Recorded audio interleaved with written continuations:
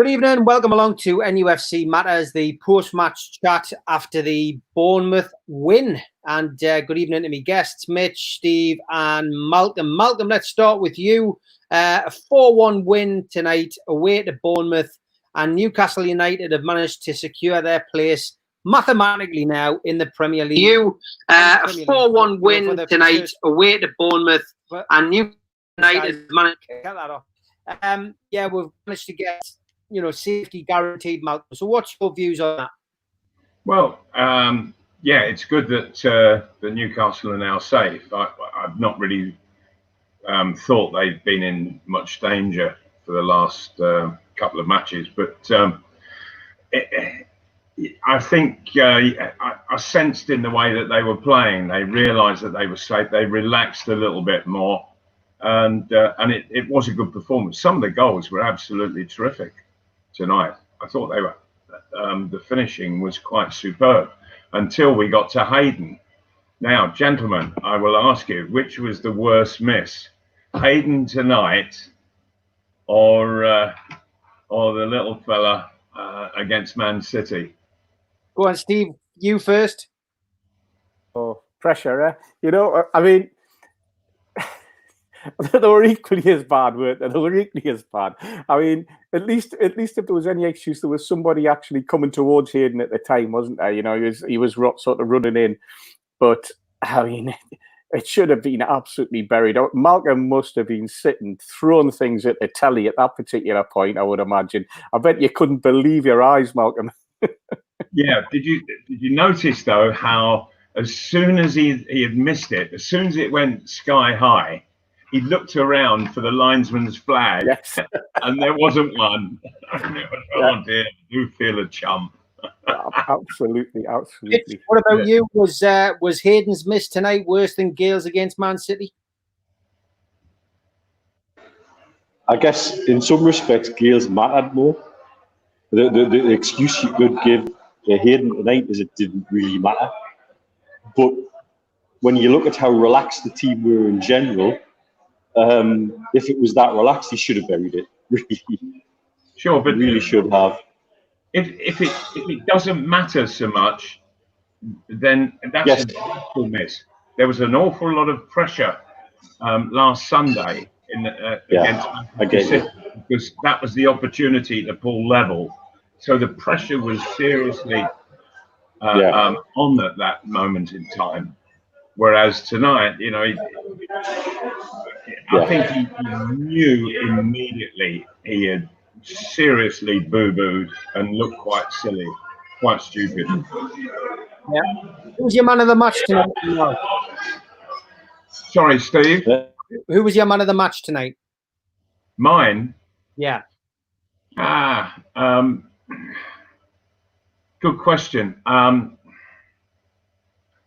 I thought there was generally a lot of good performances, but I didn't feel that anybody was really outstanding. But then you come back to St. Maximin. He causes all sorts of trouble. I love watching him play. I really do. And the way he just pulled the ball back for Sean Longstaff to score was absolutely terrific. He pulled it back when he was amongst a crowd of about 5 Bournemouth players. I think I'll go with him because he frightened Bournemouth to death. He really did. Steve, your man of the match tonight? Yeah, I agree with Malcolm. I thought San Maximum had a great game. I thought that what he added to his game today was that looking up, looking for that through pass, that final pass. Mm-hmm. I thought that his movement was great, and apparently that was only the 3rd player in Newcastle Premier League history to have laid on 3 assists in a game. I think Andy Cole was one. I didn't catch who the second one was, but that's quite an achievement as well. Right.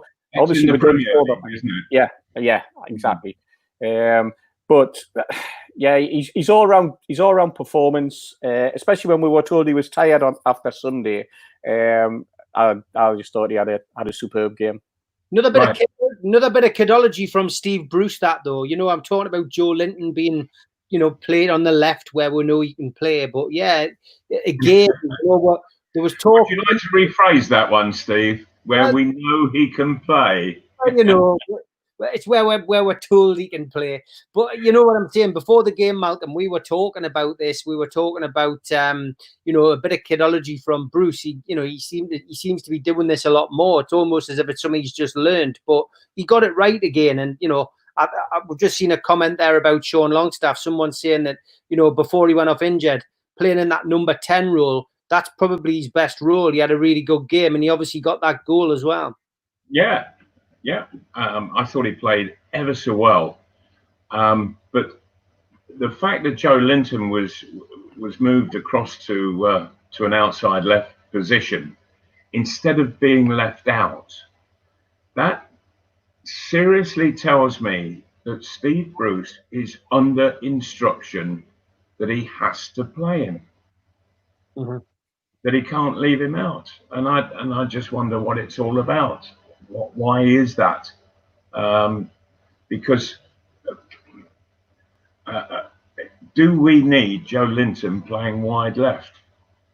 Yeah, it's a good point. Neil, who was your man of the match tonight?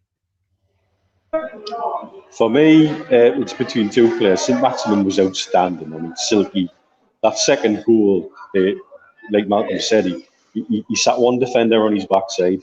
He took another two out of the game, and then the pass took another two out of the game, and effectively left Longstaff with one-on-one with the keeper. It's a long time since I've seen a player do something like that. But I thought Shelby had probably his best game possibly ever in the Premiership for us. I've never seen Shelby dominate the midfield, and that's what he did today. He dominated that midfield. Was that him being so good or Bournemouth being so bad? Well, that's a very good question, Malcolm. I mean, it's.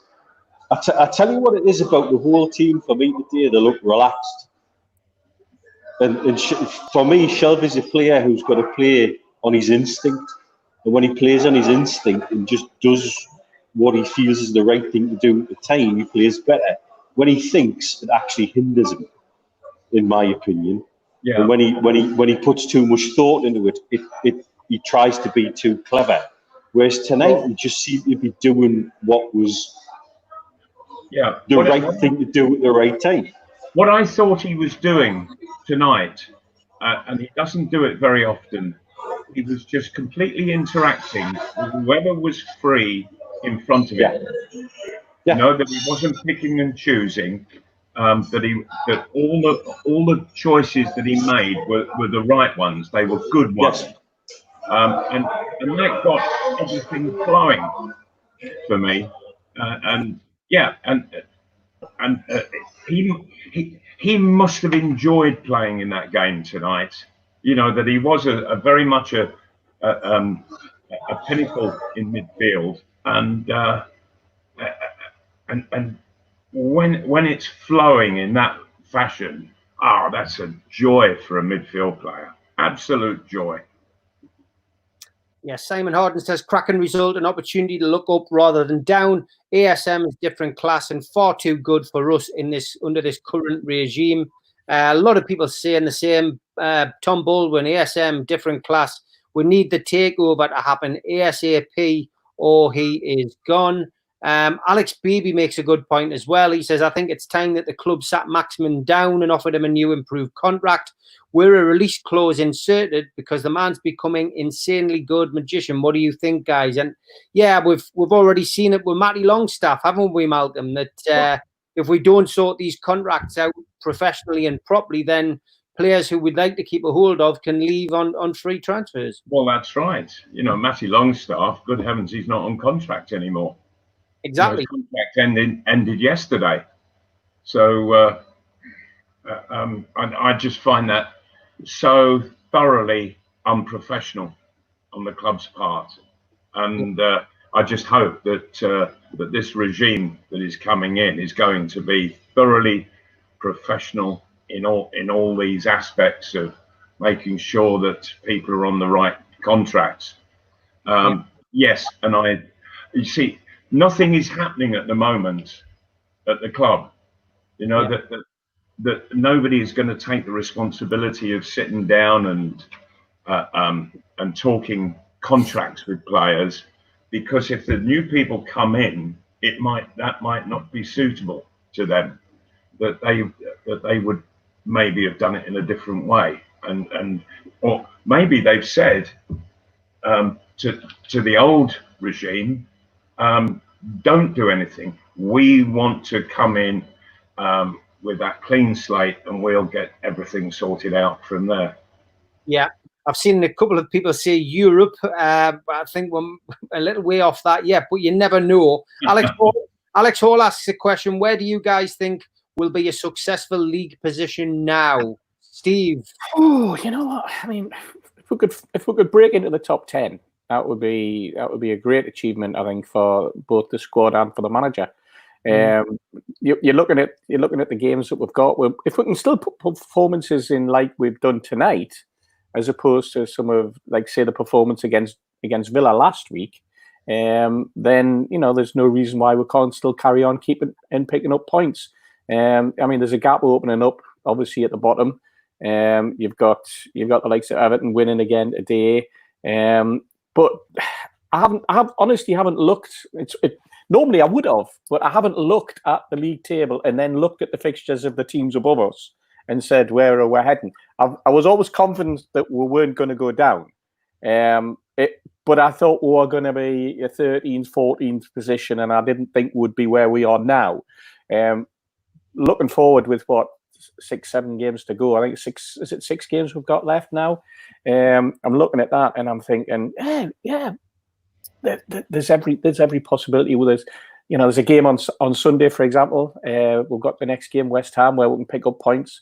They're playing tonight as well. So let's not get too carried away. Let's just see what the next few couple of weeks and next couple of games brings us, and then I would think, Steve, that the players can really relax after the result tonight. That there is no fears of relegation whatsoever, so they can just enjoy their football from here until the end of the season. And that's when you often find that once they're relaxed, then they really play some stuff. And I'm looking forward to seeing that.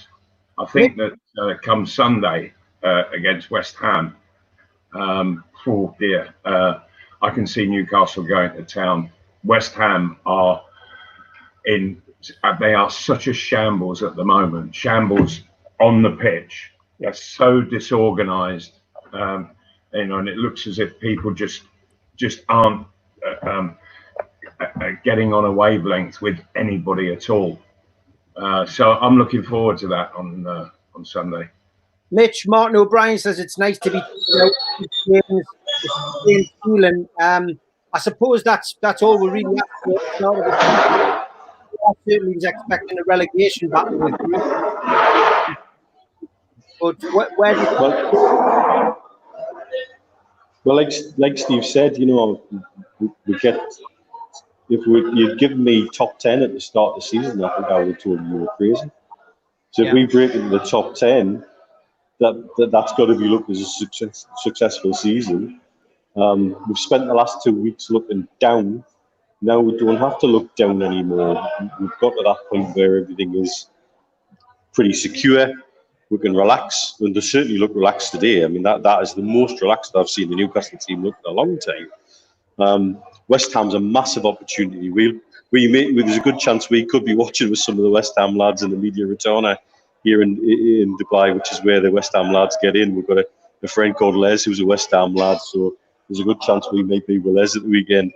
And I'm looking forward to it too, in a very big way, almost as much as a trip to the Blind Beggar, Steve. Malcolm, are there any players you would take from the Bournemouth team if they were to go down? There's one. Says he would take Aki. Yeah, the centre half. I quite like Aki, but I do feel that sometimes he loses concentration on the forwards he's supposed to be marking.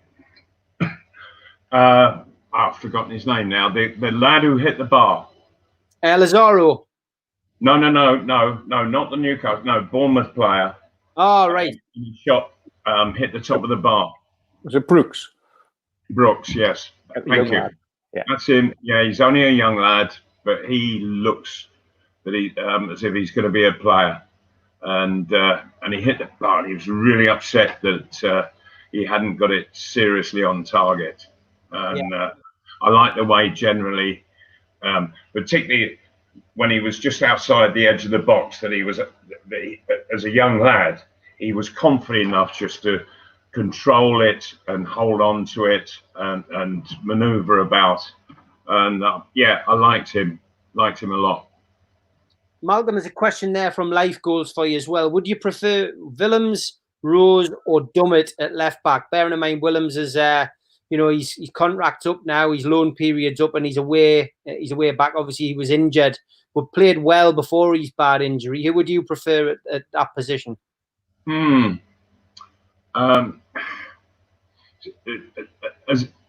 As a defender, Dummett is the best of the three for me. But the Premiership now, it demands that you have to be attacking. And that's the one thing that holds Paul Dummett back. He's not a serious attacker as such. I think I would go for Willems, to be honest. I've always liked him. But Rose is coming on nicely. He's been doing a good job. But I do feel, Willems. But Paul Dummett is a terrific defender, and I think that he's one that he's somebody who needs to be looked after at the club, because there's always a job for a really good defender, and for me, he's the best defender in the club right now. George Boyle says, finished 10th and we've had a good season in difficult circumstances, and with added buys in the summer, we're looking good. How are the lads? Stephen Robinson, Steve, would like to know our thoughts on Lazaro. He thinks he's a good player. Lazaro, what do you make of him? He hasn't really had much of a chance to shine, has he? But when he's come on, he hasn't let us down, and that was some strike tonight. Yeah, absolutely. I mean, we haven't seen much of him, to be perfectly honest. And there's been a lot of debate about whether he's a wing back or whether he's a left-sided midfielder, right-sided midfielder. You know, he seems to have sort of not quite got within the club an idea of what he actually is. I certainly don't know what his main role is, but I like the lad. I think what you get is he seems like a wholehearted type of player. He seems as he's a good runner. He's a willing runner. And he had a great finish tonight. can't knock that, you know. So that's it's all good, you know. And you don't get into the Milan team, do you? If you're not very good in the first place, you know, you're not going to be part of a squad like that. So there's obviously something about the lad that Bruce is looking at and hopes that we can keep a hold of, and we'll see whether or not there's a place for him next season. Yeah. How long's his loan period? Just to the end of this season, I think. Yeah. So it ends at the end of the season as opposed to last night. Yes. Mm-hmm. Yeah. Okay. Well, yeah, that's good. If there was a chance of him staying, I would be tempted to get him to stay. A lot of people think that Mitch's speech when we were all on the last time has got something to do with this. The rant after the Man City game, Mitch has got it in. And there's we've got a lot of these messages. JC says, Bruciola out, Mitch in. They think you should be the manager. Are you up for taking the job under the Saudis, Mitch? Done very well on Football Manager a couple of times during lockdown, you know, so you never know. And most people have sent in CVs based on that to various clubs around the country. So we're grasping at straws. I mean, when you look at it's funny what Steve was saying about Lazaro before. My take on Lazaro was he was brought in when we were locked into this concept of 5 at the back, and he was brought in to do the wing back, and it's almost like Bruce doesn't know what to do with him now. Yeah. So we're going to slot him in wherever. And I have to say tonight, he looked sharp as. He did. The run, the finish, and the hitting the bar. Hey, so I think if we can work out what to do with him, there's a player there. Do we keep him beyond this season? Depends how much the agreed fee may be, if there's been a fee agreed at the end of the loan contract. There's certainly a player in there that I like. I like Anton Mackay's suggestion, which is Lazaro on the opposite wing to St. Maximin, which is really worth a try now that we're through. I think that's a great play him wide. Look at going into the end of the season, we've got now to lose now, have we? So we might as well play. Just experiment. Yeah, you'd have to have a very stable central midfield too, so that to keep that organised across most of the centre of the pitch, and just let the two wide guys get on with it.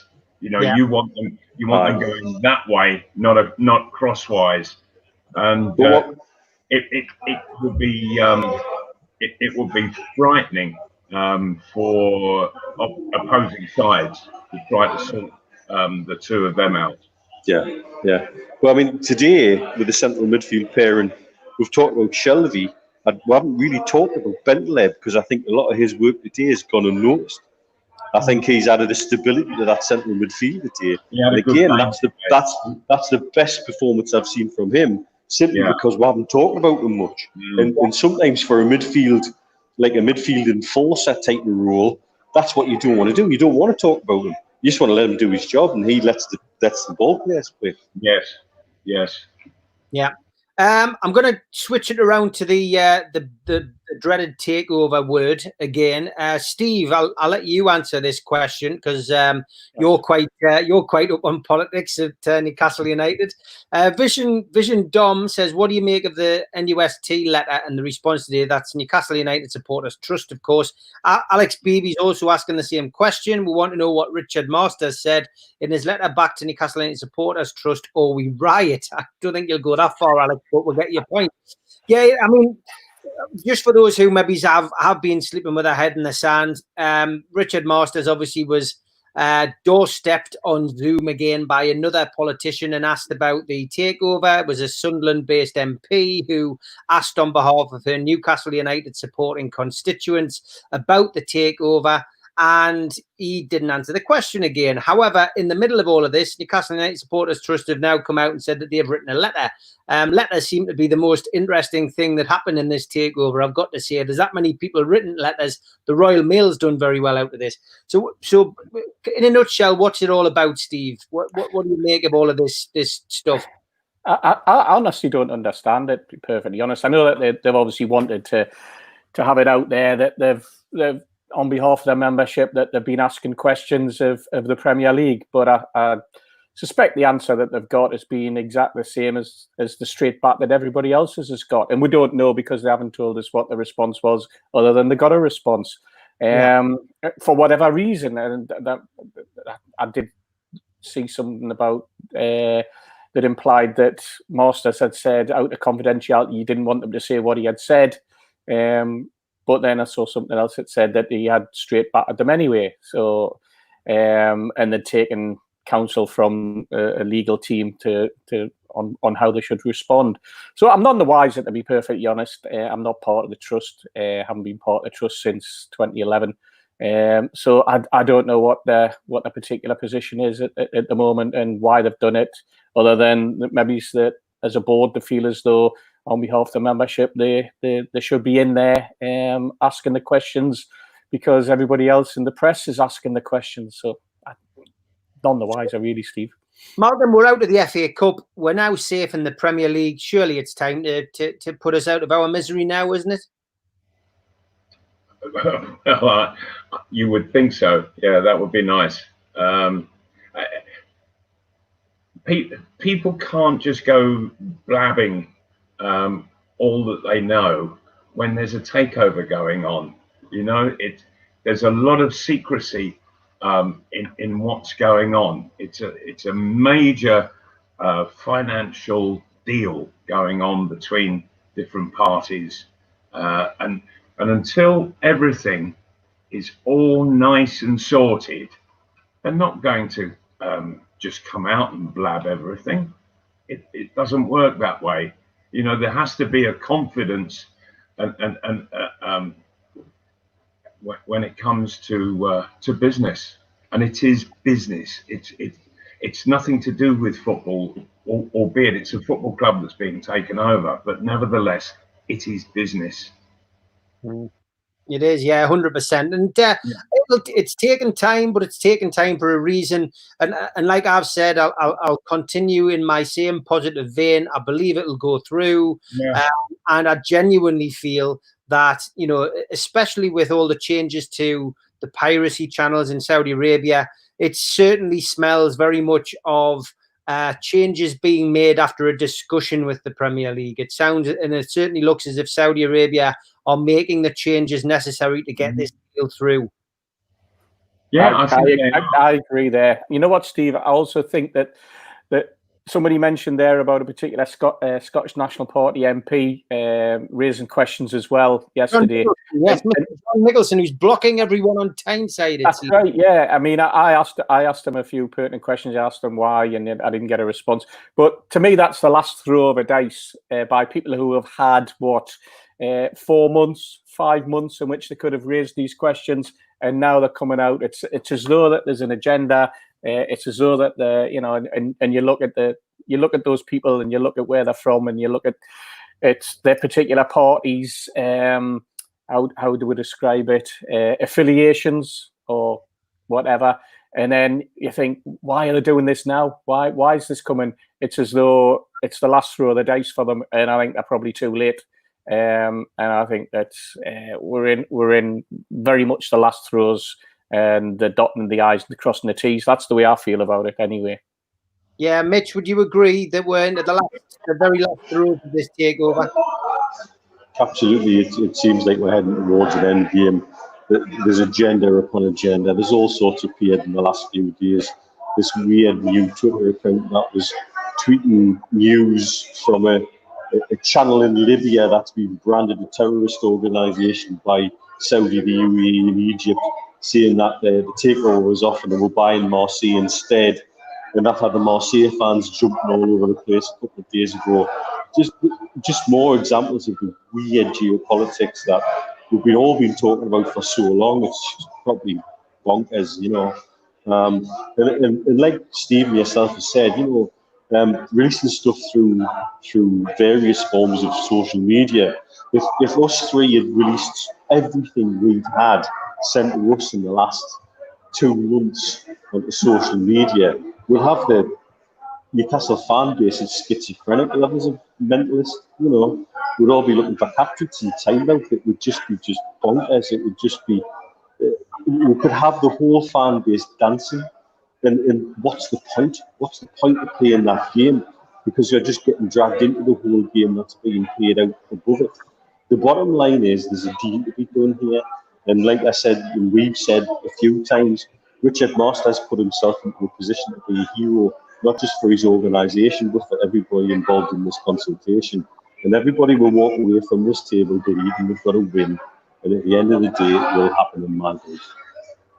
Yeah, good point. Okay, we're nearly at the end of the show, lads. Graham Dougal will give you the last point. He says, if the takeover was going to get blocked, it would have been done by now, as there's no way Masters would have put himself up for that grilling he got yesterday if he didn't have to. And Life Goes says, Lazaro does look a talented player. If Carroll starts versus the Hammers, why not try ASM as number 10, Lazaro on the right, and Almiron on the left? And Richard Morris says, we're so lucky we have Malcolm MacDonald expressing his views, Supermac's a superstar and a lovely man. So thanks to everybody. Thanks to everybody for getting 10 bob to say that. Yeah. Brilliant stuff. Well, listen, it's been an absolute pleasure again, lads. And just to let everybody know that we've got Mirandina on at 9 o'clock. It's well worth a watch. It was hilarious. He's not from Argentina. He actually sings it, Mitch. So it was fantastic. So we've got him on at 9 o'clock. I'm back tomorrow with Malcolm and John Gibson. I'm reuniting them tomorrow, so that's going to be good. We've finally all got the same bit of software. that won't be live. That'll go out as a record tomorrow. And then Friday night, we still haven't got a name for this show, but the Three Amigos seems to be the most popular. Myself, Steve, Hastie and Mitch will be back on Friday night. But until then, thanks for joining us, lads, on a very happy night for Newcastle United. Cheers, Steve. Take care. Good night, everybody. Good night. Good night, guys. Thanks very much for watching, guys.